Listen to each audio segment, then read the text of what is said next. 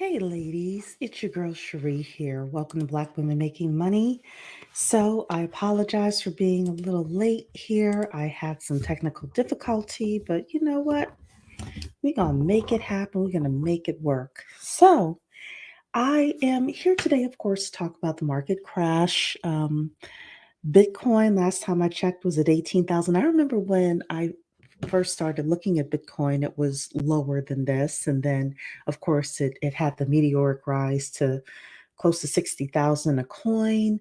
I remember when it was 3,500 a coin.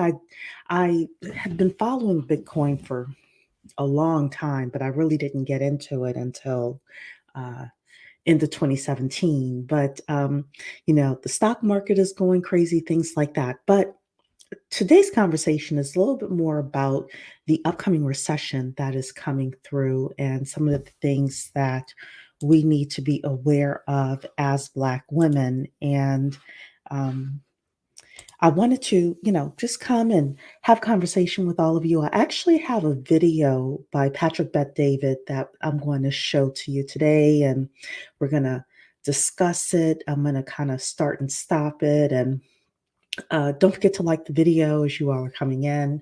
So let's kind of, just take a look at this. It is a longer video. I'm going to speed it up a little bit. It's 49 minutes, but I'm going to, like I said, start and stop it. This is such an important conversation. And what I like about his video is the fact that he offers real solutions. We're going to talk about those solutions from our point of view. So yeah, should be a good time today. So I'm going to share my screen here and let's start thinking about how we prepare for this. So let me just make sure that it's also going to share my audio too. I think it is going to do that for me. Okay. Market crash and a recession is around the corner, and I think it's going to be worse than what a lot of people think it's going to be. And I don't think 90% of America is ready for it, let alone the world is ready for it. But those who are going to benefit from it the next 2 to 5 years. We'll talk about the top 10 market crashes we've ever had, the duration, how ugly it was, the cause of it. We're going to talk about how to be ready for it, the difference between a market crash and a recession, what other experts are saying about it, different stocks. And then, anyways, based on that, as I make the argument to you, at the end of it, you'll be able to make a decision what decisions you're going to make with your finances and proper sequencing moving forward. Having said that, at the end of it, the slide is going to be around 80 pages. Some of you guys will have a way to get the 80-page PowerPoint that we'll give to you. So stick around till the very end. The reason why I did this was a private webinar that I hosted just a couple days ago where tens of thousands of people signed on. And the next thing I saw is these things were being uploaded all over YouTube. And I said, I'm going to shoot this again, and I'm going to make this public due to popular demand. And then the audience is going to be able to do whatever they want to do with this information. So first of all, I admire Patrick for allowing us to. I not on his email list or anything like that, so I didn't even know he did this webinar. But a lot of people are talking about this. He's very popular. This, as of June 7th, got over 1 million views. He's got 3 million people. And again, he gives a lot of great content with regards to economics, personal finance, business, making money, things like that. So I really like some of the things that he is talking about here. He did talk about the 80-page slide here. So I don't know if he has it here in, yeah. So I'm going to put the link to this video in my chat here for you ladies. And I'll definitely want you to go and get the PDF if that is something that you want to do. So the YouTube video is there for you. Let's go back. Let's continue to hear what Patrick is saying with regards to this market crash. Said that, let's get right into it. So first of all, a couple things that we're going to be learning today: the difference between a market crash and a recession, why recessions are important, how to prepare for them, and how to make your millions, whatever the dollar amount is for you, during and after a market crash. So I want to go back here to what we're going to learn today. And I just want to let you know a couple of things. Number one, The best time to start a business is during a recession. You ladies know that my big goal for this channel is for Black women to start building businesses where you take home $200,000, not you make 200,000. A lot of people run around and I made $1 million. I have $1 million business, and I say, okay, but how much did you take home? And oftentimes they're losing money or they barely broke $50,000, et cetera. And you may, that's crazy, Cherie. No, it happens all the time. There are other people I know that have $500,000 businesses, $400,000 businesses that take home 150 to $200,000. So that's one of the big things that I want us to be aware of. Um, you know, we do need to prepare for what is coming. And I do want to let everyone know that it is not too late for you to prepare. That's going to be one of the things that Patrick talks about. You're going to have anywhere from 6 to 24 months to get yourself together. So you could do a lot in 6 months. So let's continue listening to this. Them and how to make your millions, whatever the dollar amount is for you, during and after a market crash. So my opinion, I believe a market crash is coming 6 to 24 months from now. And the only reason I put that 6 to 24 is because the Fed and our politicians are trying, the White House is trying to do whatever they can through purely fake way of increasing interest rates, or a different kind of build back better plans, whatever they're going to be doing to put money into the system to delay this market crash and the recession that's coming. Midterms is around the corner, so it could be 6 months, it could be 12 months, it could be 24 months, but it's coming. Okay, so they want to delay the, well, the Fed is trying to do a couple of different things. They had a mandate, and this was recorded on June 7th. So they had a mandate last week that came out through the Biden administration that the Fed now, their number one task is to get inflation under control. The numbers came out in May that inflation was 8.6% for the month of May. We all see it in everything that that is happening in the economy. So Patrick, this, like I said, he was right at the time when he recorded this. This was uploaded on June 7th. Since then, the mandate has changed to get inflation under control. So what are they doing to get inflation under control? They raise the interest rate. And through raising the interest rate, they're trying to slow down spending in the economy. Now, that doesn't mean that spending is going to be zero. People are still going to spend money, but you can think about your own household. What's happening is gas is $5 a gallon. And where I live, wherever you live, the gas is high. Food prices are getting higher. You are probably not spending as much money on non necessities. But here is something I will say to you, ladies. A non necessity for you may be a necessity for me. For example, I go to get my hair done every other week. That is a necessity for me. For you, that may not be a necessity, but for you, something else may be a necessity. So here's what I'm saying. When we start talking about how you make money during a recession, you need to figure out with the service or product that you're offering into the marketplace, what is a necessity for your clientele? And more importantly, find the people that like what you're selling, what you're offering, whether it's a product or service, who considers that a necessity in their life. For there are some people, if you do massages, there are some people where a massage is a necessity for them. If you sell candles, there are some people where they have to have a good smelling house for whatever reason. That is a necessity for them. And your job, in order to make it through the recession, is for you to find enough people where your product or service is a necessity in their lives. So let's keep going with what Patrick is saying. Recession's going to probably be announced a lot sooner. It could be as soon as July. It could be as soon as Q4, but that's also coming here soon. But I'll give you some of the tools on what to do to be prepared for this. So my market crash philosophy that I follow, and I'll break it down for you exactly how this has impacted my life. Number one is every time a time like this comes, and I don't believe a time like this is going to come for another 20 to 40 years, maybe not even in my lifetime, because the perfect storm of what's going on today with how COVID came and we were asked to stay home, but money was sent home. We printed trillions of dollars of money, and a lot of it went to the rich. Some guys went from being worth 20 billion to 300 billion. Some went from being worth $1 million to $300 million. And then some of them are going to be corrected today. And then, at the same time, the inflation, gas, Ukraine, Afghanistan, there are so many different things that are hitting at the same time. 128-month economic expansion that we're being affected by. So if you're ready for it, this is when you add the next zero to your net worth. If you're worth 100 grand, you ought to be worth $1 million in the next 12, 24, 36 months.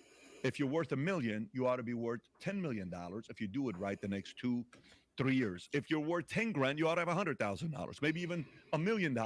But the key is to chase the next zero, your next zero, whatever that zero may be. Now you may say, Pat, I'm only worth $100. Well, then go to $100,000. It doesn't matter what it is, but chase the next zero. That's how I process. And number two is recessions are a good thing for marketplace. God knows we need today's recession. Yesterday, I had on the podcast the gentleman who came up with coined the phrase quantitative easing. Uh, he worked for Japan, Bank of Japan. He worked for all over the place, all over the world, Oxford grad, all this stuff, economist. And we had a debate back and forth. But I believe we need to actually go through a recession, and our politicians need to allow this to happen. But it's actually good for the marketplace. I'll explain to you why. It's the best time to build wealth, and only the prepared will prevail during this time. So if you see this picture, that's me. I think this is day 2 or day 3 at Morgan Stanley Dean Witter. This is I got started with them a day before 9/11, and that's my cubicle. The lady in the back, she was one of my coworkers. We got hired on the same day. Her name is Sol. And the gentleman who hired us, Dave Kirby, sat us down, and it was only supposed to be one of us getting the job. She was obviously very overqualified, UC Berkeley, and I was underqualified. But he liked us both. He gave us the job, and he said, "You guys got to share a computer screen together. What you don't see is to the right." She was a genius. I think she got like a 1560 on an SAT. It's our coworkers taking a picture. So, ladies, I just wanted to point something out here. A lot of times your opportunity comes because somebody likes you, because they're willing to give you a chance. You may not be qualified for whatever job you're going after, opportunity you're going after, but one of the big things I'm learning from a lot of recruiters is that men, like, let's say there's a job description out there and there are 10 things that are on it. Men will see that they have 6 of the 10 and they will apply. Women will say, I don't have 4 of the 10, therefore I'm not going to apply. In business, in life, we need to be more like men when it comes to this. And the other thing is chasing your next zero as well. So I think that's important. I think that you can get in the mindset where the riches are made during tough times. And part of the reason for that, I believe, is because you have to be on your A game in order to make money during a recession.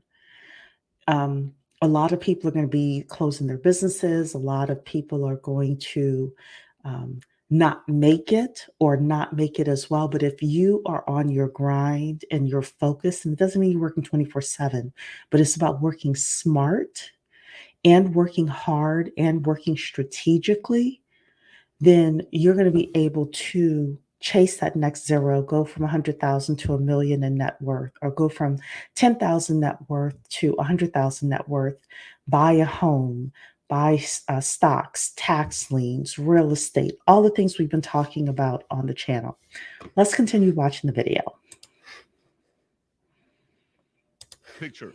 Don't let that smile fool you. Nobody was smiling because the corner stockbroker in the corner who was making 700 grand within 12 months, his income dropped to 70 grand. He was not ready for it. He was golfing pretty much every day, and he didn't see this event coming up. And then next thing you know, things happen. But Dave Kirby had a meeting with us. Everybody was scared, and he said it's going to be the toughest time to stay in this business. This is not a good time to stay in the business, but if you do, in the next 3 to 5 years, the opportunity is going to be great for you. So the 2001 dot-com bubble happened. I got started on 9/10. It was the worst time to start with Morgan Stanley Dean Witter. We had 3,600 employees at World Trade Center. When World Trade Center went down, I was supposed to go to New York. They shifted our training, and I went to San Francisco instead. And before the next recession, while this took place, this is when I made my first $100,000. Now, keep this in mind. I'm not a qualified guy. I'm a military guy without a 4-year degree or a 2-year degree. I'm a bodybuilder at this time. That's what I want to do. I want to be Mr. Olympia. That's my dream. And then I shifted into the financial industry. So I'm not the guy that's supposed to make the money, but I made my first 100,000 specifically in savings is what I'm talking about. And then this continued. So then I opened up my own offices and insurance. This is me in a picture sitting in front of my computer. Look at that earpiece, by the way. Those are the old ones. And I'm wearing a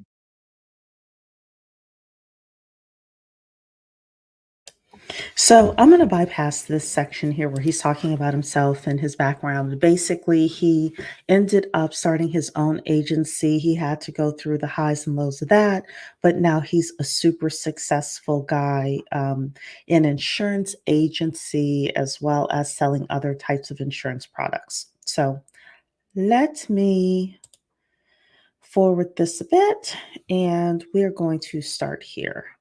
around $4 million. And I said, I'm not taking a $4 million. I said, why? I said, why would we take $4 million when we got 15 million sitting in the?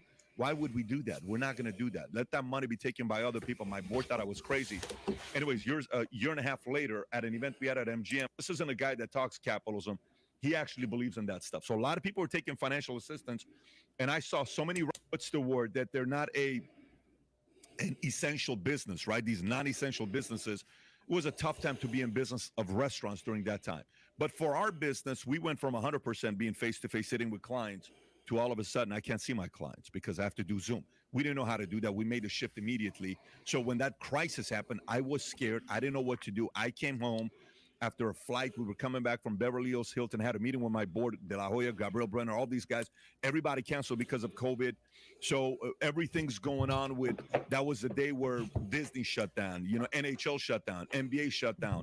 Donovan Mitchell got COVID from Rudy Gobert and he was pissed off. That was the day I was in LA 23 hours with the wife and 3 kids and my nanny. We flew back, took the family to the house. I went to the office, was there till 3 o'clock in the morning, studying, saying, what the hell is a pandemic? How ugly can this thing be? What can the market react? How will the market react? And 9 out of 10 times, the panic is so big that people panic, and then all of a sudden, we recover 6 months later. 90% of the top 10 pandemics we had in America, we recovered 6 months later. The only one we didn't recover for 6 months, 12 months later was AIDS. Everything else we recovered. So I said, okay, we're probably going to recover, but how are we going to sell now that I can go to people's homes?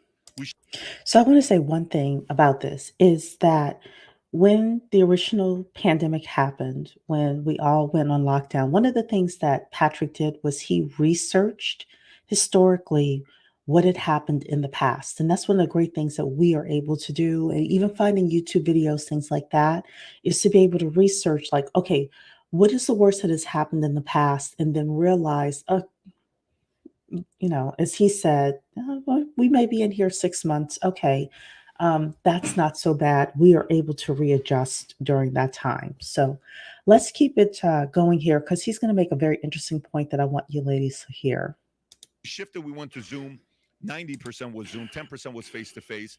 And then during this time, because of the adjustments we made, just like some of you guys are watching this, you may be in real estate, you may be a stockbroker, you may be a digital marketing guy, you may be a content creator, you may be a pharmaceutical salesperson, you may run a restaurant. You need to make the proper pivots right now and don't sit around being casual like a lot of people in your industry are going to be, because the cemetery of businesses are going to be filled the next 12 to 24 months by CEOs and founders who didn't pivot quickly. They were just like, yeah, it's not a big deal. People are just trying to scare us. Okay, no problem. And then what am I going to do? I'm down to $7,000 in my bank account. Exactly. You underestimated the severity of what's about to happen, and you're paying a price for it. And not only you and your 22 employees are not paying a price for it. This is why it's very important to study material like this and make urgent decisions quickly, not sitting there and just waiting for 2 years to see what's going to happen. Anyways, during this time, a lot of opportunities came up for me when people were panicking. During that time, I got a call from a guy who owned 2 Wayne Gretzky cars. He wanted to sell it for $500,000. I bought the 2 for $540,000. Year and a half later, I sold it for $2.1 million. Okay, and those cars took off. And by the way, If I would have kept it for another year, one of the cards would have sold for $3.5 million. But the point is, I went from $540,000 to $2.1 million like this. Easy $1.5 million that was made there. That doesn't include other investments that was made, that I'm real estate, other things that I made money. The point is, when people are scared, money is made because of people who have cash and can make decisions. So stay with me here as we go through. Okay, ladies, a couple of things on here. Number one is I don't know if you told the story already. I was trying to listen to the one where he had talked about the fact that uh, during the pandemic, of course, everybody started doing Zoom. Now he has transformed his business to going back to 99% of sales being face to face. And this is one of the key critical things that I've changed in my business. I was doing everything on Zoom, have been for a while, even before the pandemic. I now am saying to myself, okay, I want to actively start going out, networking with people, moving and shaking in a different way. I'm going to be doing face to face stuff. Even with gas being $5 a gallon, the cream is going to rise to the top because the people that are willing to do business face to face, going to networking events, going to conferences, these are the people who are really at the top 10 to 20%. That's where you want to start networking. Even if your money is tight right now, find maybe one event per month or go to meetup groups that are free or something like that. But transition yourself back to face meetings within your industry and by networking with people that you want to do business with. The other thing, he talked about the baseball cards here. He had $540,000 in cash, and an opportunity came. And, within 13 months, he was able to flip that into 2.1 million. If you do not have cash right now, do not worry about it. Focus solely on revenues and net profits within your business. Focus on attracting cash to yourself. You are going to get all sorts of opportunities brought to you. If you don't have the cash, but you have access to people with cash, you're going to find opportunities that come to you.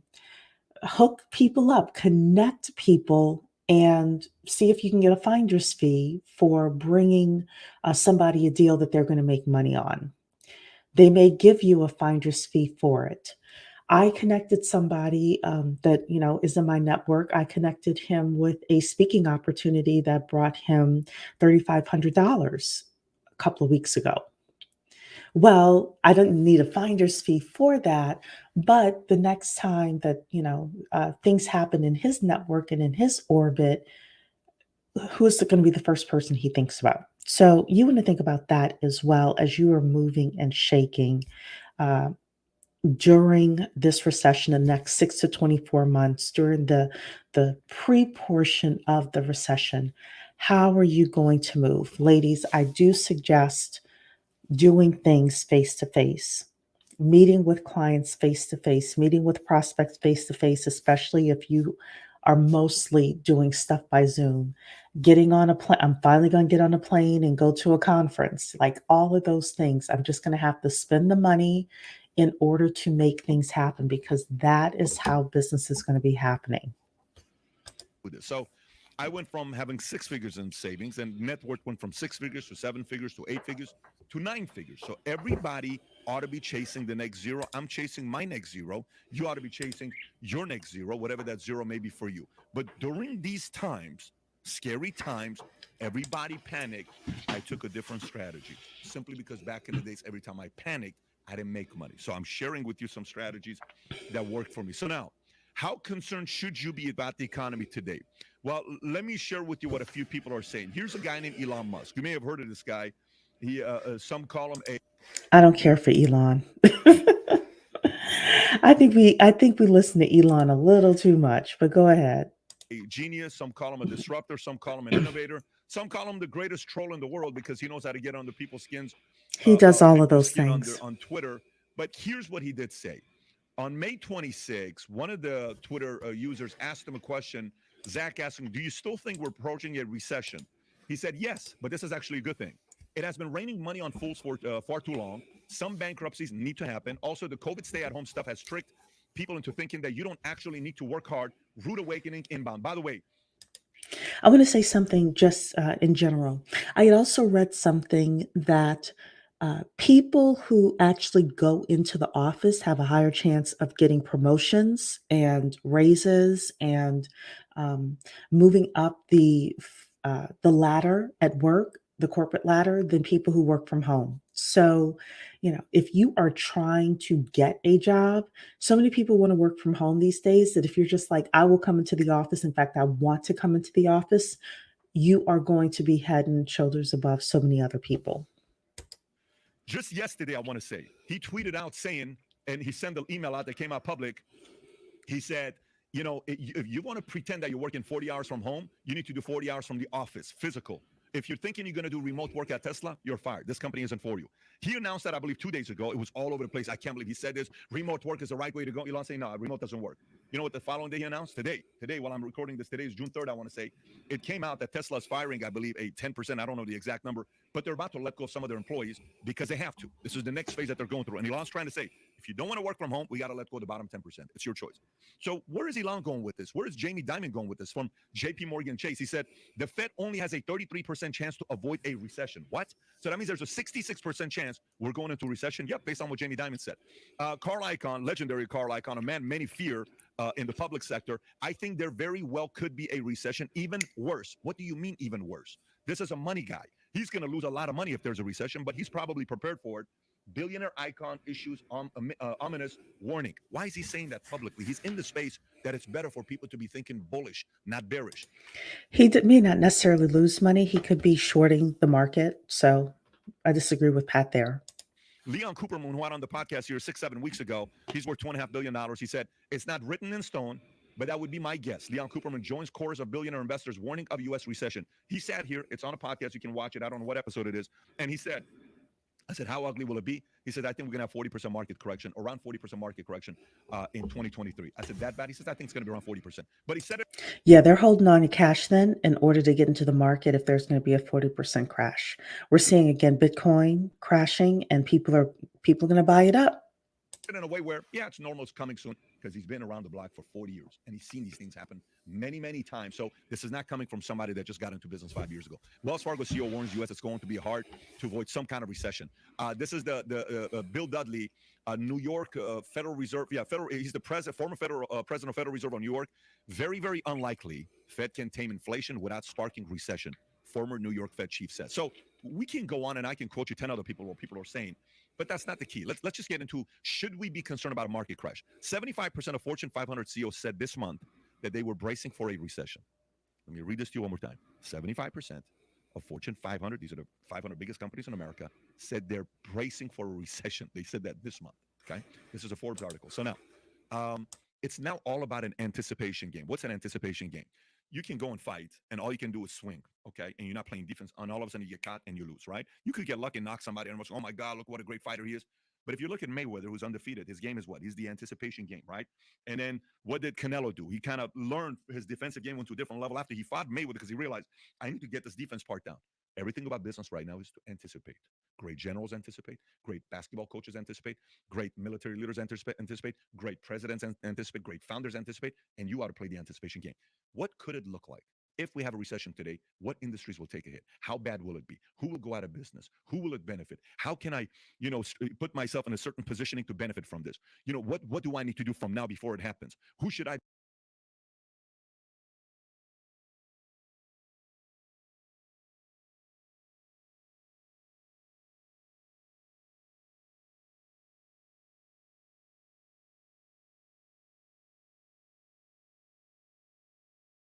How bad will it be? Who will go out of business? Who will it benefit? How can I, put myself in a certain positioning to benefit from this? What do I need to do from now before it happens? Who should I be reading? What article should I be reading? Where's a place where I can get a lot of this information out there for myself? But it's all about an anticipation game right now. So what you're doing today to prepare, what are you doing today?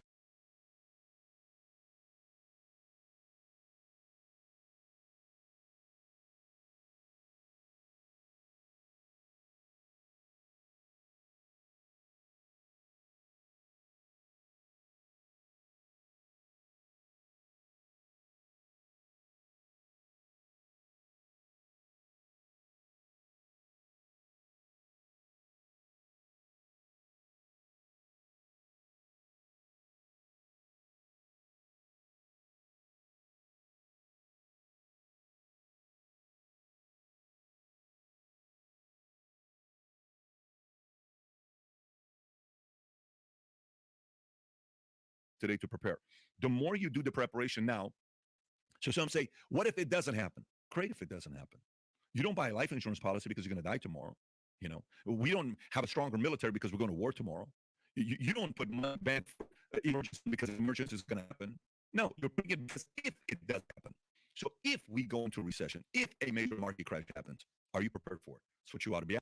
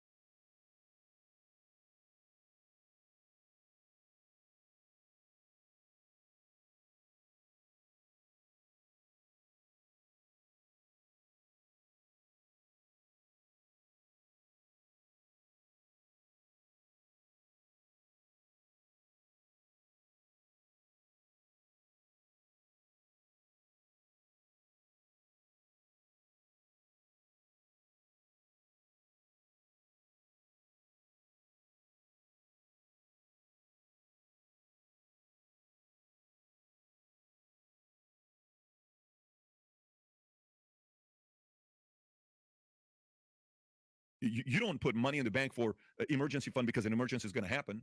No, you're putting it because if it does happen. So if we go into recession, if a major market crash happens, are you prepared for it? That's what you are asking yourself. So now, recession is a period of temporary economic decline during which trade and industrial activity are reduced, ready, generally identified by a fall in GDP in two successive quarters. We've had one already. Q2 is going to be announced July 1st. If it's two successive quarters, do not be surprised is if in July you hear some experts saying we're officially in recession. I don't know if the White House is going to say it because it's midterms, but don't be surprised if some economists say we're officially in recession. Okay, so now what is a market crash? A stock market crash is a sudden dramatic decline of stocks prices across a major cross section of a stock market, resulting in a significant loss of paper wealth. Crashes are driven by panic selling and underlying economic factors. They often follow speculation and economic bubbles. Big difference.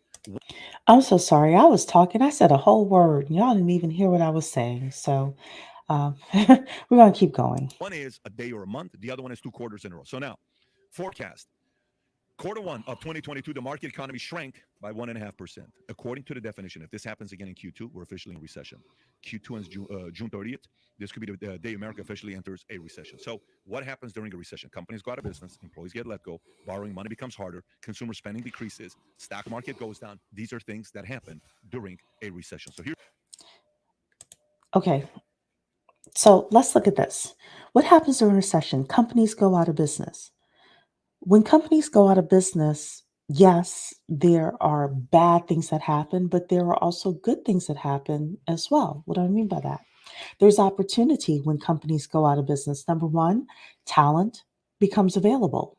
Number two, equipment becomes available.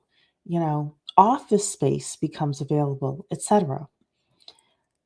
Employees are let go. Again, some people will lose, other people will win because employees are let go. Resume writing may go up, career coaching may go up. People tend to go back to school, they tend to go get certifications and training. How can you set yourself up to be there? Number three, borrowing money becomes harder, but there will still be people who need money. Shout out to me and my business because that's one of the other things that I provide is access to funding, access to capital. Number four, consumer spending decreases. Number one, it decreases, it doesn't completely go away. But number two, there are people that are going to make money because consumer spending decreases. This whole buy now, pay later, having people have, individuals have greater access to credit is going to be huge during a recession. And the stock market goes down. Guess what? The stock market goes down, but there are people who still make money on options, on shorting the market. So just because there's a recession doesn't mean everyone is going to lose. And just because there's a recession doesn't mean you have to lose. But you have to figure out how to work the system. These are things that happen during a recession. So here's a visual. When you look at this here, this is a picture of a forest. It looks like it's sunny outside, but not if you're at the bottom. Who's getting all the sun? Who's getting all the love? Who gets the most of the rain when it rains? The big trees at the top. How about the ones at the bottom that nobody sees? You're not getting any water. You're not getting any rain. You're getting maybe some of it. You're barely getting any sun, so it's pretty dark. Right above those trees is bright, right? Okay. So the big trees are the big companies that have been getting all the funding, the bailouts, the dollars, all that other stuff, right? Okay. There are a few big trees that catch all the sun and the rain, a few big companies that hire the most best talent. It's hard for new, younger companies to grow up and compete with them, kind of like what I was just talking about, until a forest fire happens naturally. Naturally. Forest fires go through natural wildfires every 5 to 10 years. There's a phrase for this. You can go look it up, okay? When the natural wildfires happens, you can see the people on the right. They're scared. This is a natural cycle that we go through 5 to 10 years. The U.S. economic cycle have lasted about 5.5 years on average since 1950s. In recent years, we've closer to 10 years, okay? So when it happens, this is what it looks like right after the fire. It's not pretty. It's ugly. It's bleak. It's dark. But very quickly, it looks like this, okay? And it gives opportunities for people like yourself to make a name for yourself. This is coming. This happens. It happens every about decade. Very motivational, ladies. Very motivational that when the fire comes, you think, "Oh my goodness, we're never going to get out of this." And a couple of months later, boom, there you are with the picture on the right. Or so. And when it does, those who are prepared for it, hopefully somebody like yourself, they flourish. So now, why are recessions a good thing? Have companies go out of business, room for new companies to grow, starts a decade or so of growth, and you'll see why here in a minute. No more overpriced talent. There's a lot of people in America right now that are overpaid because they threatened their company that if you don't let me work remote, I'm going to go work for another company. So companies got scared, so they gave a raise. I run. Ladies, this is true. If you have a job now, um, the you demanding going in and demanding additional money in the same company is going to be harder over the next 6 to 24 months. Run companies. I go through these conversations all the time. They gave the raise, and after they just imagine the guy went from 60 grand to 80 grand. Then the guy that got the raise at 80 grand, his title changed on LinkedIn. He called a few different headhunters and he said, "I'm looking." And then the guy took the resume of the guy with the LinkedIn profile, and he took that $80,000, went to different companies because the recruiter makes 20%, so he doesn't care. He's hoping you get a $100,000 salary. That $60,000 person goes to $80,000, goes to a six-figure salary with a $10,000 signing bonus that can work from home, and he thinks he's fully excited. Oh my God, I went from And they're not working any harder. Their talent, when they the difference between them at 60,000 and the difference of them at 80,000 was not because they got more skills. It wasn't because they're working harder. It's not because they're bringing more money into the business or saving the business any more money. It's just because uh, they position themselves that way. So one of the things we can do, ladies, is to position ourselves where we get that $20,000 raise, for example, or $40,000 raise, but there's something behind it as well. Then you're doing a great thing with the company as well as for yourself. $60 to $100,000 plus 10 grand signing bonus. Unless you were initially underpaid, I should say that. in 5, 6 months. This happened all the time in a market. Employers experience this, but then today the market's going to expose that person and realize that person's not a $100,000 person. That person's going to go back to a $55,000 a year job. It's going to happen next 6, 12, 24 months. And then he's going to say, oh my gosh, what's this? Yeah, they're going to let him go. They're going to let her go if she's not a $100,000 person because the markets are tightening up. It's all about, but the resume is going to read 4 jobs in the last 3 years. And employers don't like to hire people with 4 jobs in 3 years. They just don't. And they ask, why is this guy going from, oh, well, let me tell you, what I'm really looking for is to have tenure with a company. Oh, really? Yeah. Any reason why your last 4 jobs, you didn't last more than 6 months? Oh, one of them was this and the other one was this. Yeah, the market is going to say, yeah, I don't know about that. We're going to go with somebody else. Those who jumped around from places to places to places are going to pay a price for it. So no more overpriced talent, access to talent previously unavailable. There's going to be a lot of, I remember in '08, you would go on jobs.com and you're hiring somebody. There were thousands of people with MBA that are looking for jobs who got fired. Thousands on top of thousands who had MBAs, fully qualified, who are looking for regular jobs because they can't find a job. That's what's going to be happening in the next 6, 12, 24 months. Again, this is my opinion. So here's what's happening today. Inflation hit 40-year high, 8.5%. Gas prices jumped to 48% year over year. Rental rates have increased for 8 consecutive months. The average rent for a 2-bedroom home in the U.S. is about $2,000, according to research from rent.com, up 22% from a year ago. So from $1,600 to around $2,000. Yeah, that rent is insane. If you're able to buy a house, please buy one. I remember my house, I bought it because my rent went up $400 within a 3-year period. I said, I'm done. I'm out of here. Fortunately, I was able to do it. I bought. And when you buy 30-year fixed, at least you know what your housing is going to be for 30 years. Pay that sucker off. You may say, but that's only $400. That's a car payment and insurance. That's a lot of money right there for the average worker. Groceries up about 10% year over year. And here's what's happened to S&P 500 just this year in the first 5 months. This is from June 1st to end of May. Let me say this one more time. This from January 1st to end of May in the first 5 months. So S&P is down 13.3%. NASDAQ is down 23%. Apple is down 17.8%. Facebook is down 42% just this year. Netflix is down 67% just this year. Amazon is down 32% just this year. Google is down 23%. Tesla is down 37% just this year. These are good companies. These are not bad companies. Some may say the stock's on sale right now, but they're down dramatically just this year. Why are they down dramatically just this year? And a lot of these companies now are starting to do stock split, ladies, as well. So throw that in there. Is an indicator of what's about to come? Has it hit the bottom yet? Everyone's asking that question. We don't know yet. Bitcoin is down from whatever it was to it was $40,000. It's now 18,000. Saw that this morning. 18. It was $47,000. It's now $29,000. Bitcoin's down 39% just this year. Okay, I had a call with my Goldman Sachs guys, and they came and flew out and had a meeting with me, and they said every time we increase interest rates twice in a quarter, history tells us 60% chance we go into recession within 18 months. So Okay, so within 18 months. So let's say we have 18 months. You can do a lot in 18 months. You can start a business, you can build a business, build a clientele, you can get a new job, you can get a certification, you can network your way to your next opportunity. There's a lot you can do in 18 months. Even if it takes you just a couple of hours a week to work at it. I will suggest this though, if you're trying to grow a business, like a really strong side hustle to even a full-time business, I would say no less than 15 hours a week. Well, a strong side hustle you probably could do with 8 hours a week. If you're trying to go full-time, but let's say you're working right now, you got kids, things like that, no less than 15 hours a week. If you're full-time in your business, no less than 40 hours a week. The other thing I will say is this: 75% of your time should be spent marketing, selling face-to-face, or on Zoom or whatever. You should be doing, your YouTube. You should be on Clubhouse networking. You should be talking to people one-on-one.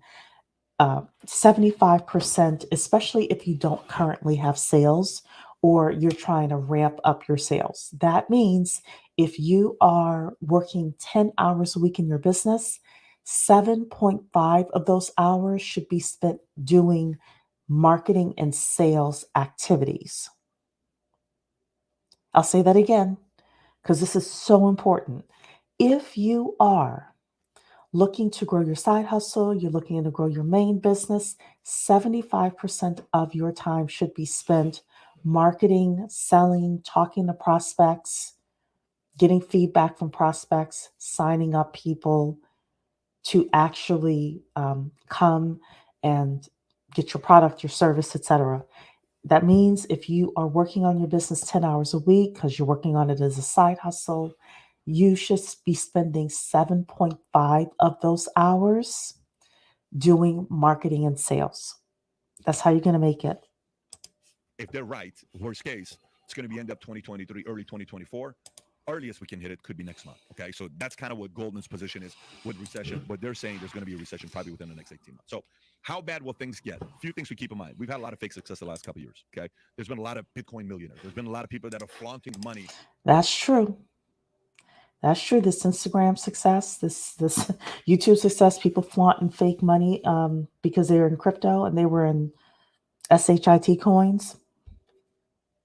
Don't hear about them right now. But they don't really have a way of making money. But everyone's like, oh my God, the guy must be an expert. Okay, not saying Bitcoin's a bad thing or Ethereum's a bad thing or stocks are a bad thing, but there's been. The other thing with the fake success, I see a lot of people that are like, I made $1 million in my business. Well, what's your business? Well, I sell courses. Well, what's your course? My course is how to make money on Instagram. Great. What other businesses have you started? Well, none. I don't listen to people like that either. People who made $1 million selling a course on how to make money on Instagram, but they have not made money on Instagram selling candles, selling hair, selling massage services, selling you know, business plan writing, bookkeeping, anything like that. All they did was put up a course on how to make money on Instagram. Give me a break. Been a lot of fake success. Nobody knows whose success is real. We fed so much money into the market, it's gonna go somewhere. You know how you could tell whose success is real? Really, really listen to their stories. A lot of people out themselves. I know I'm harping on this. Okay, I'm going to keep moving. And a lot of people got it. Those who got lucky, okay, will be exposed the next 2, 3 years. Those who didn't get lucky will capitalize the next 2, 3 years. We're going to learn, when Eminem had his first song, will the real Slim Shady please stand up? Please stand up. Will the real success stories please stand up? They're going to be standing up the next 2 to 3 years. You'll see them. You'll know who they are. And you'll say, wow, I didn't know it was going to be him. Good for him. Very impressive. Really interesting. Never thought it would be him. I thought it was going to be him. Wow, that guy took a massive hit. But we had a lot of fake success the last couple of years. Political uncertainty, midterms, war in Ukraine, not going to be pretty. Nobody knows what's going to be happening. Russia, Ukraine, Middle East, there's a lot of NATO, there's a lot of things going on there. Inflation's not looking good. Small businesses haven't overcome COVID and will now face a much bigger challenge. The economic expansion after 2020 was pumped up by fake success. We have economic expansion, 128 months. Yeah, but we never really finished it off. The next crash would be a dot-com double crash on top of the 2008 recession. I'll explain to you why here in a minute. So Churchill once said, the further back you can look, the further forward you are likely to see. So the farther back you can look, the farther forward you are likely to see. So let's go back a little bit and see what are the top 10 biggest market crashes in the history of U.S. So the number 10 is what we went through during pandemic. It was February 19th, 2020 to March 23rd, 2020. That's what you call a market crash. Look how long it lasted. I'm going to bypass this because I want to get to where he talks about solutions. Here we go.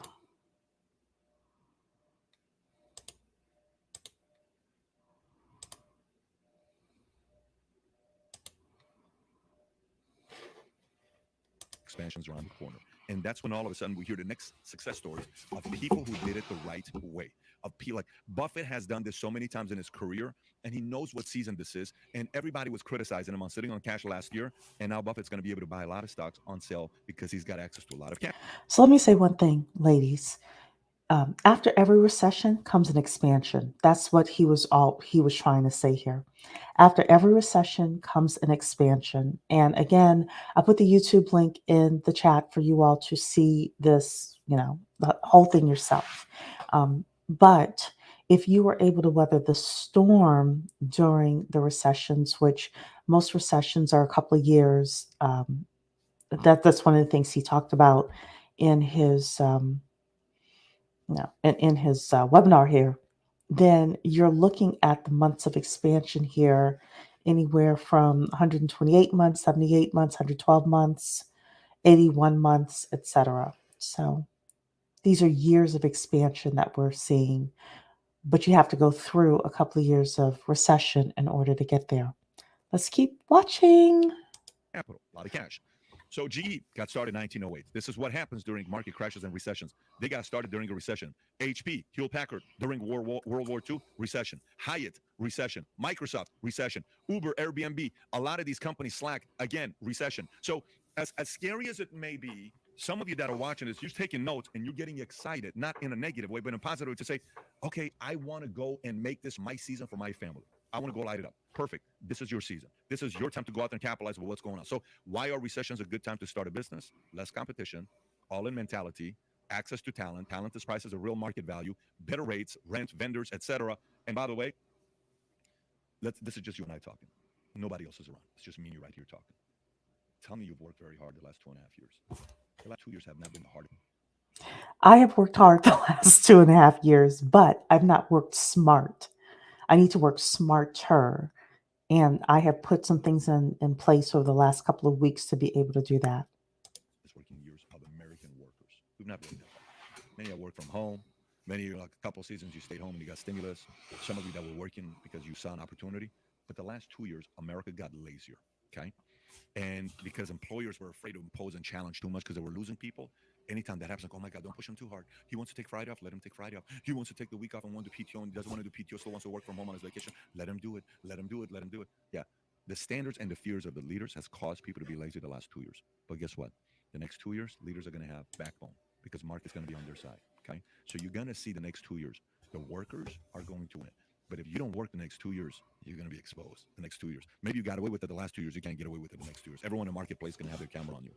All eyes on you. So meaning if you do it right, they're going to say, salute, you're a winner. If you don't do it right, they're going to say, well, listen, we got to kind of let you go and move on. It's not a message people want to hear. I will say this as well. The borders are opening up again. There are people that are getting their visas to come in from India and China and other countries as well. There is going to be mega competition in this country. In order for you to make it, for you to be able to have what you need for your children, for your households, the competition is going to be stiff. But the great thing as well with where we are right now is there's a lot of diversity, equity, and inclusion that includes Black women getting into some of these tech companies and things like that. Use the double minority to your to help you. Use the double minority to help you. Later on this week, I am going to show you some different certifications and things like that. You all can look at the channel as well. I did a Goldman Sachs review with regards to some of the money that they have dispersed. I'm going to talk about some of the other money that was dispersed by some of the big corporations as well. Ladies, it is time for us to get it to make it happen. All right, let's continue. But it's just the reality of it. So eight ways to prepare for a market crash. Number one, anticipation. We talked about it earlier. Number two, risk tolerance. Have a sit down with you and your wife or your husband or your family and say, what is my risk tolerance? At what level am I willing to risk a little bit? Because this is a season that if you're able to manage your risk properly, you can really come out stronger afterwards. But don't make any moves if you can't tolerate risk based on your age, based on your tolerance period. Like yours, you may say, I'm not the kind of guy that likes this, and don't play around if it's not part of your DNA. But if you manage your risk properly the next 6, 12, 24 months, you're going to come out you ought to come out in a good place right afterwards. Okay. Number three, carry cash. Cash is king. Everybody says cash is trash. Cash is this. Ain't nobody saying cash is trash right now. Okay, with cash, if you have a closet full of clothes or bags or stuff like that, it may be a good time for you to think about selling some things. If you have certain, you know, I don't want to call them assets because I don't want you to think, oh, I have to sell stuff that's like true assets, like your stocks and things like that. But some of you have the ability to have your, put your stuff online on Facebook Marketplace, something like that, and sell some of the things that you aren't using, sell some of the things that your kids don't need anymore, etc. Get as much cash as possible. Because if you got cash, things are going to be on sale, just so you know that. So, well, the dollar, if you would have kept it, it would have lost 8%. Okay, fine. Let's just say it lost 8%. These stocks lost 40% in the last 5 months. A lot of things are going to be on sale. And as low as they are, I believe it's going to go lower. But if you have cash, a lot of opportunities are going to come up. Now, I'm not telling you go 100% cash. You don't want to be 100%. Historically, it doesn't benefit to be 100% cash because nobody can time perfectly how the market's going to do. But it is a benefit for people who can go out there and use money to buy things on sale today. Many have been preparing for this season to come. Cash will be king the next 24 months. Cash was not king the last 24 months. Cash will be king the next 24 months. Avoid any major real estate deals unless if you're going to be living in this house for 10 years. If you can avoid buying a house the next 6 to 12 months, I would do so. If you can. If you're going to live in it, great. If you're not, I would caution women to really think about this advice. I'm not a fan of men from outside of our community, the Grant Cardones and Patrick Bet David here telling us as Black women not to buy homes. Now, if you're talking about fix and flip, that's one thing. But I do believe that, Black women, we do need to have more home ownership. So, not financial advice. I just say with that, be careful because there are a lot of these men on YouTube who will say don't own a home, but they own their own home and then they own other real estate. So I'm always cautious of that advice. going to live in it, hold off a little bit, you're probably going to buy it at a discounted rate. Yeah, be prepared to live in the home 7 to 10 years. 6 to 12 months from now. Have a serious business plan in place. 5% precious metals. If you need help with your business plan, y'all can call me. I am going to continue writing business plans for companies, whether you just need a strategic business plan, a one-page business plan, or you need something to take to the bank or the small business development centers. This may be a season where the people that are pro gold, people will have an argument. Oh, I told you gold is done this. Yeah, they may be right. Gold may hit 2,000, 2,500. So you may want to have a little bit, maybe 2 to 5% precious metals, and some of the crypto is going to probably recover. But the precious metals may be something for you to look at. Protect your career. What I mean by protecting your career is the following: whatever you're doing right now, recreate yourself today. Last 2 years, if you really improved, nobody noticed. Last 2 years, if you read a lot of books and you were a person that's sitting there taking courses and getting better and going to things, events, and conferences, nobody noticed. Nobody noticed because people who didn't do that made money. So the market's like, oh, wow, look how smart that guy is. But you were working on yourself. Nobody noticed.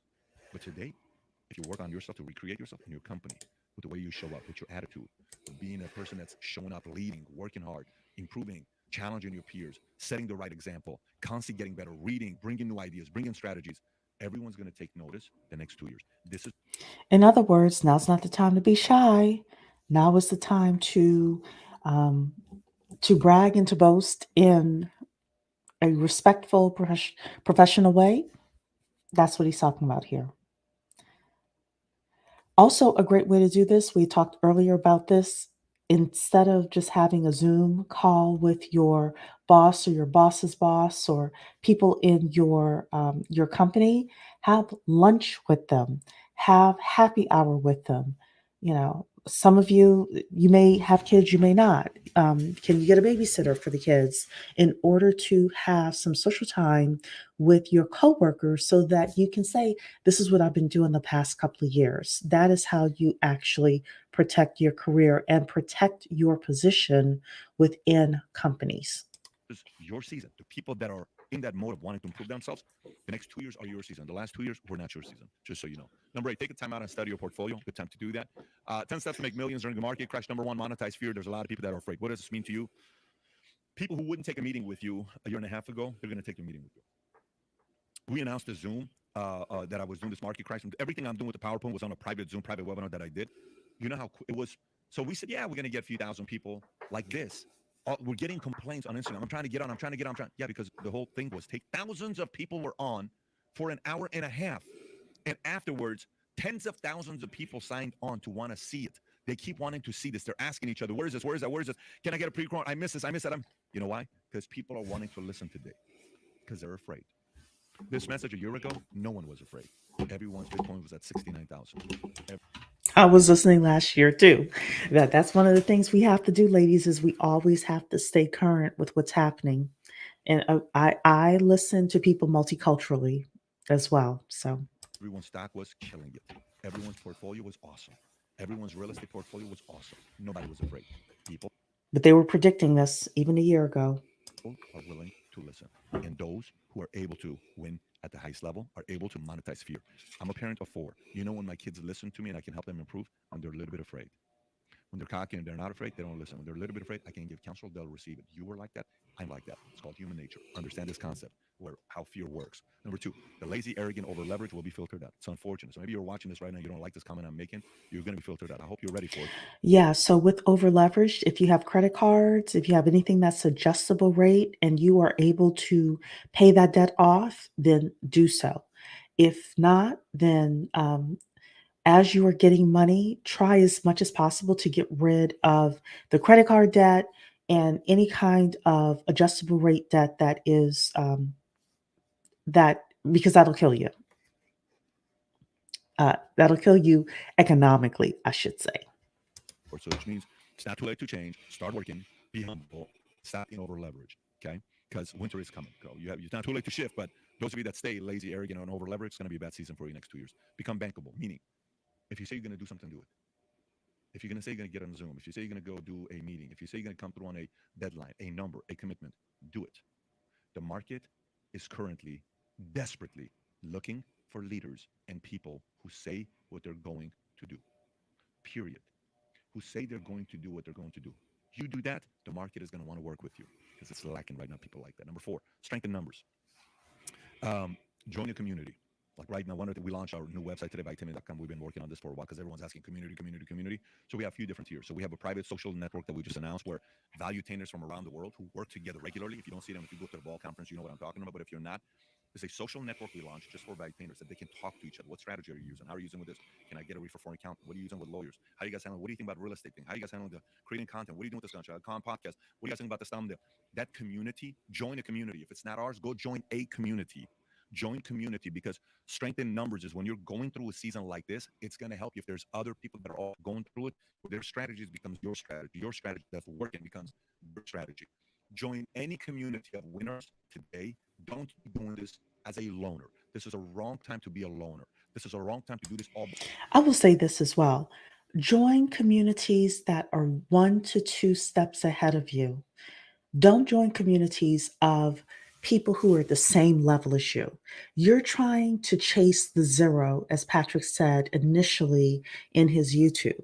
That means if you have $100,000 net worth today, you need to actually be in community with people that are at a million to 10 million.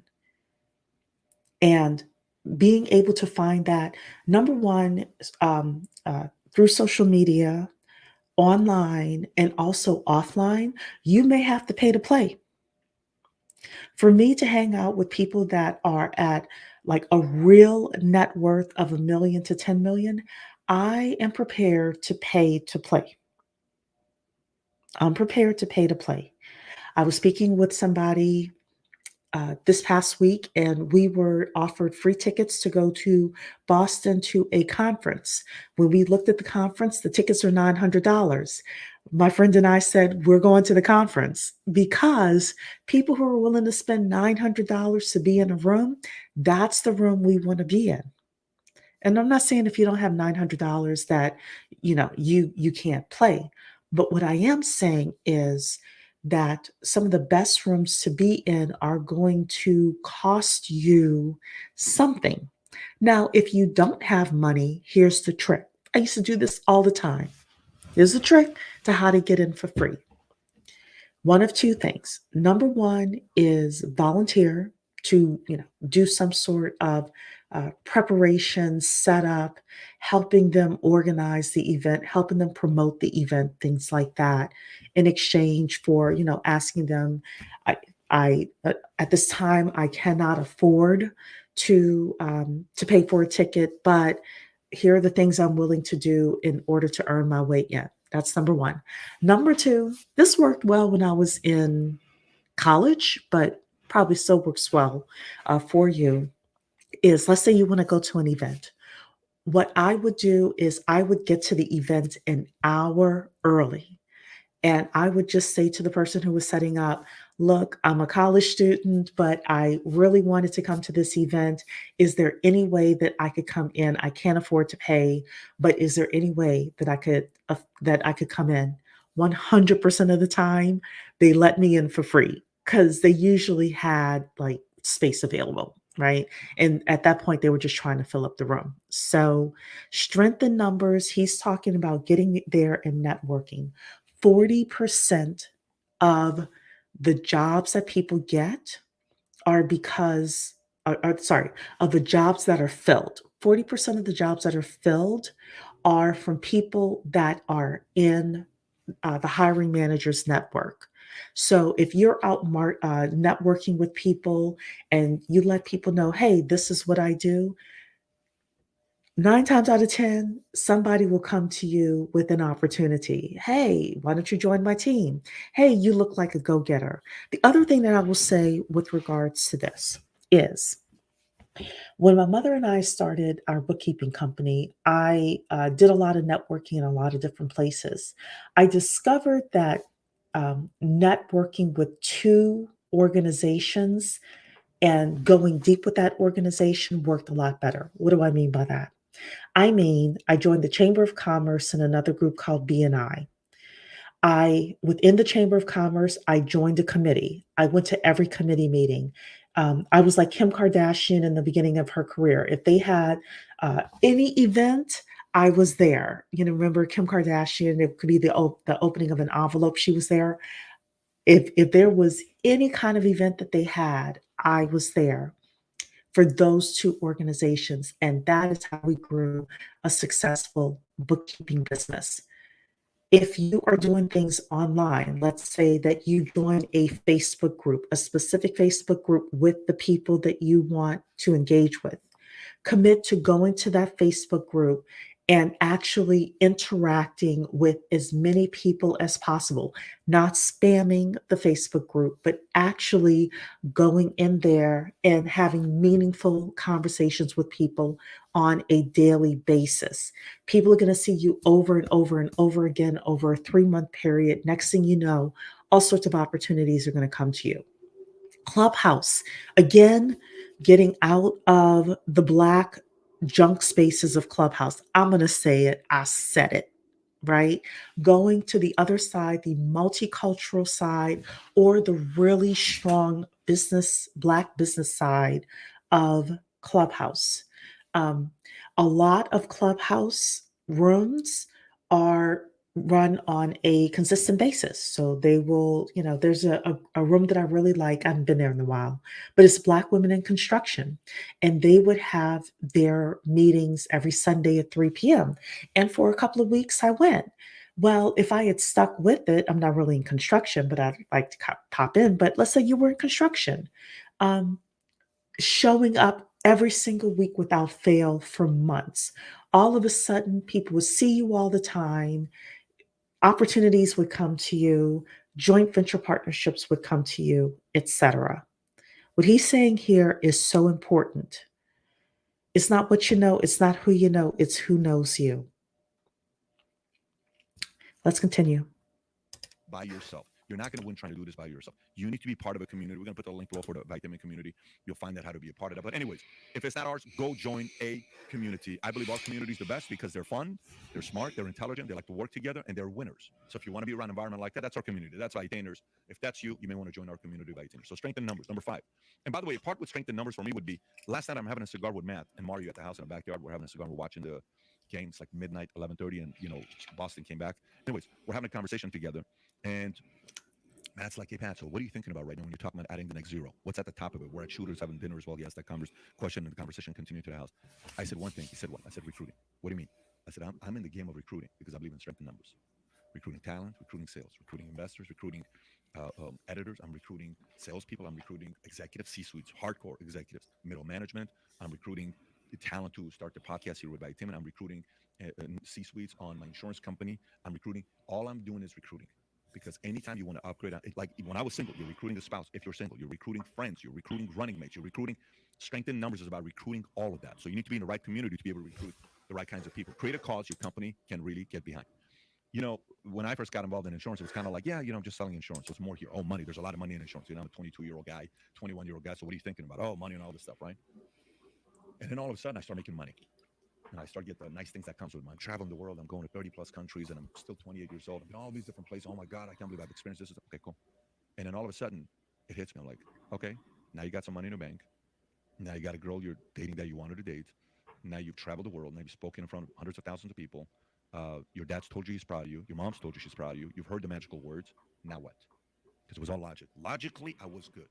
Emotionally, I wanted fire. I wanted fire.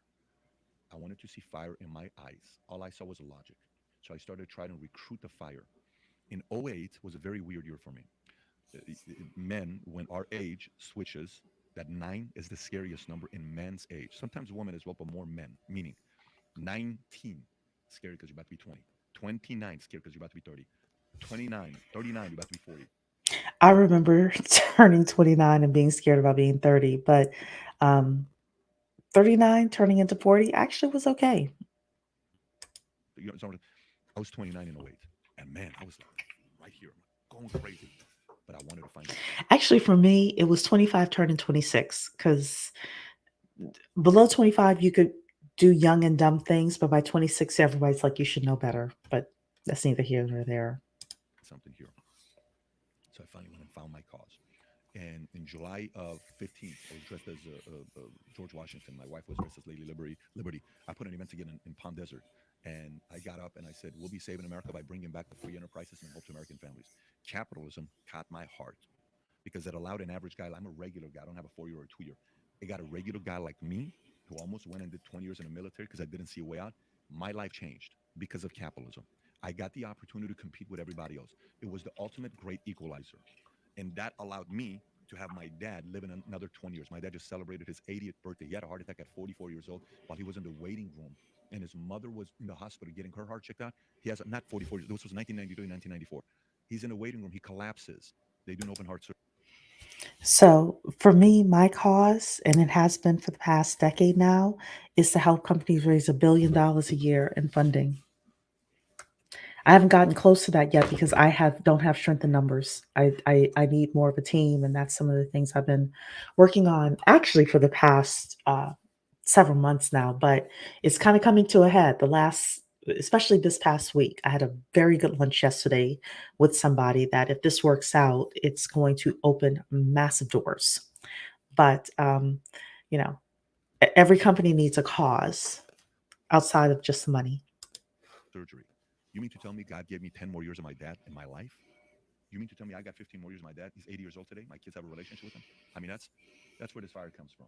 You got to find your fire. This moved me. I fell in love with America did to this guy. I've lived in Iran. I've lived in Germany. I've lived in a lot of different places. I fell in love and I want to share this passion with the world. Okay. So I come from a different place. And it happened in '08 during a recession. Look at the timing. My wife would be next to me in the car. She was my girlfriend at the time. She's like, what is up with this guy? Man, you're like so pissed off sometimes. You're like, what's going on with you? I'm trying to recruit my cause for the rest of my life. And I got it. And it's been lit since '08. It's been 14 years now. You got to go recruit your cause today. Don't take this lightly. I don't know what your cause is, but go find your cause today. A cause that makes you responsible, a leader to perform, not a cause that makes you, it's unfair, it's a victim, it's because of this, they don't see me. I don't care about that stuff. I'm Middle Eastern and I started in this business right after 9/11. What happened in 9/11? Who did everybody look at 9/11? Middle Easterns. What do I look like? I'm Middle Eastern. So imagine how many, I went on an appointment one time, a husband and wife said, so can I ask you where you're from, sir? I said, I'm from Iran, born and raised in Iran, and I'm saying it proudly. We appreciate you being in I'll never forget this appointment. We appreciate you being in our house and coming out here. But this may sound awkward, and we hope you take it respectfully. I say, actually, I'm 23 years old. Can you send somebody else to us? We're a little bit uncomfortable doing business with somebody from Iran. I didn't walk away and cry about it. I walked when I said, interesting. Well, I can't blame him. Look what just happened right there. Yep, there are going to be people who don't feel comfortable doing business with us because we're black, because we're female, because we're black and female, you know, um, because we speak a certain way, because we don't speak a certain way, because we are from the wrong part of town. The best thing for us to do is brush that off. And I'm going to say this, and it may upset some people, crying racism all the time instead of just saying next is a flaw that a lot of Black people have.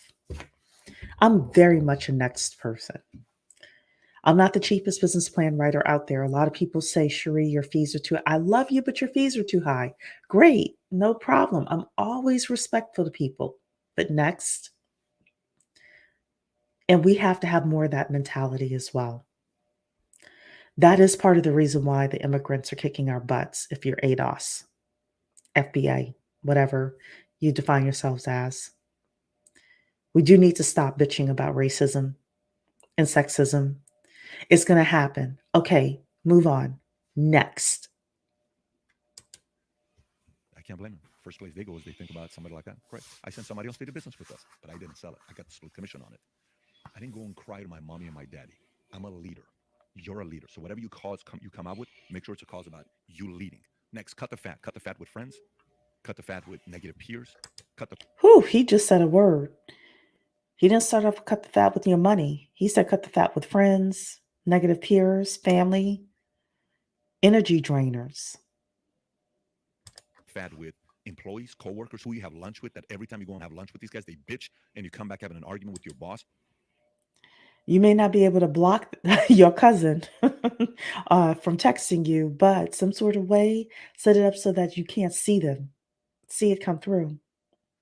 Or maybe you only see it at specific times. Your boss didn't do anything wrong. The people you had lunch with did things wrong. They imposed the hate in your boss that you came back and had a fight with your boss that you actually get along with. Okay. The friends that you don't have arguments with your girlfriend or your boyfriend or your husband or your wife. Your friend who's so negative because all he bitches about it is his wife or their husband. And that energy came to you and you came home that night and you fought your wife or your husband. Cut the fat with some of these YouTubers as well, some of these social media influencers. If you're triggered by the manosphere, cut the fat. Stop listening to that. If you're listening to a BWE content creator on YouTube and all she talks about is what the manosphere said and the manosphere this and showing you negative videos about the manosphere, cut that out too. These are energy drainers.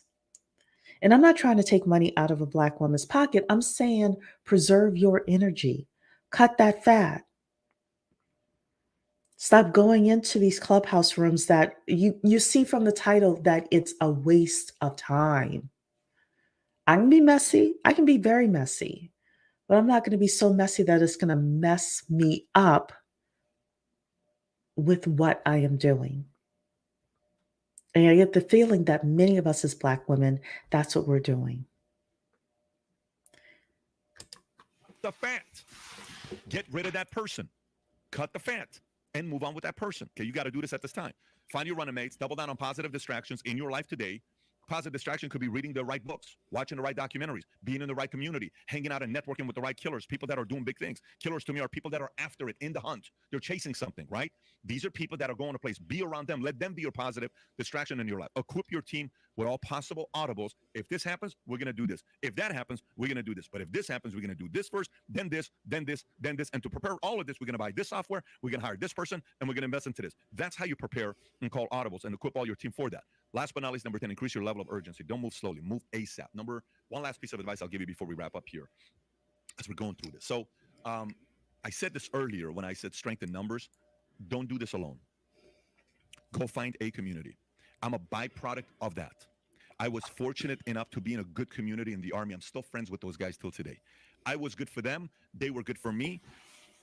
Many of them became one and one at the highest level in a different field because we were part of a strong community. There's strength in numbers. Okay. I agree with this. There's definitely strength in numbers. There's also opportunity when you hang out with the right people because there'll be opportunities that I can't take advantage of, but you may be able to. There are times when I'll say to somebody, hey, I'm looking for someone who could do X. And I'm talking to the person. And next thing you know, they say, oh, I got a great person for that. I got a great referral, and vice versa. This whole thing of being alone, I'm going to do it by myself. Nobody does it alone. Nobody does it alone. So I think that this is the end of his session here. I am going to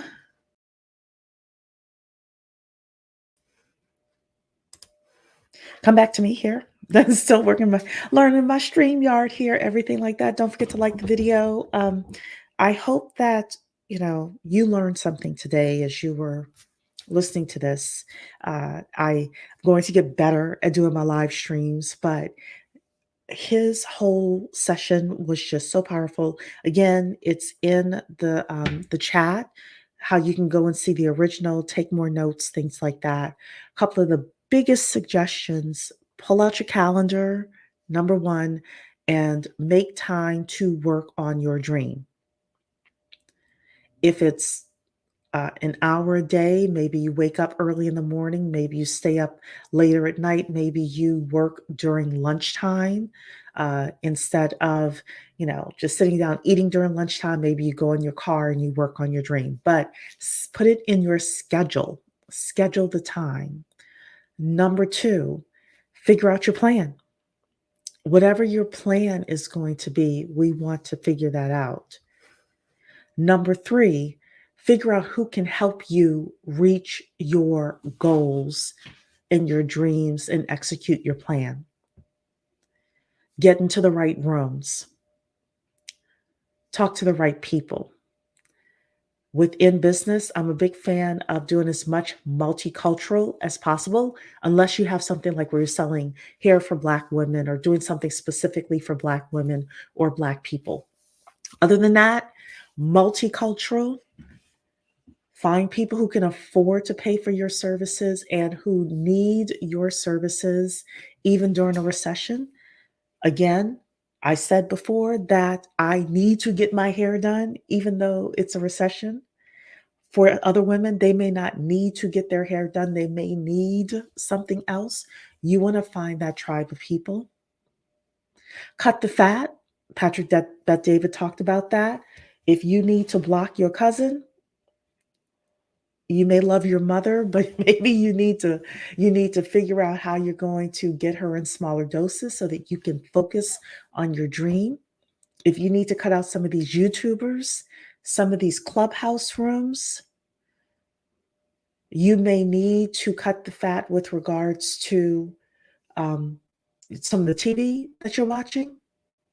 Turn off Real Housewives, Love and Marriage, or whatever it is that's on. Focus on what you need to do in order to be successful. Some of the cutting the fat may be actually cutting fat, a lot of sweets, a lot of sugar, getting in shape so that you can have more energy, going to the doctor, going to a holistic doctor in order to get yourself physically prepared, getting your ammo and your Second Amendment together. You may have to do that as well. Yeah, I know we're a business channel, but we talk about all this stuff. So um, I really liked the video that Patrick did because it really had practical steps in there for us to follow as Black women. There are going to be winners before the recession, during the recession, after recession. There are going to be losers before the recession, during the recession, after the recession. Patrick said we have anywhere from 6 to 24 months, most likely 18 months to really prepare. I say let's say within 6 months, that's Thanksgiving. Between now and Thanksgiving, you could have a whole new life. Between now and Thanksgiving, you could be in a new tax bracket. If you are focused on the people that you meet and the plan that you are putting in place. With that, it's your girl Cherie. My description in the description, sorry, if you're looking for funding for your business or you need a business plan, that's me. I'm your girl Cherie. I will see everybody in the next video.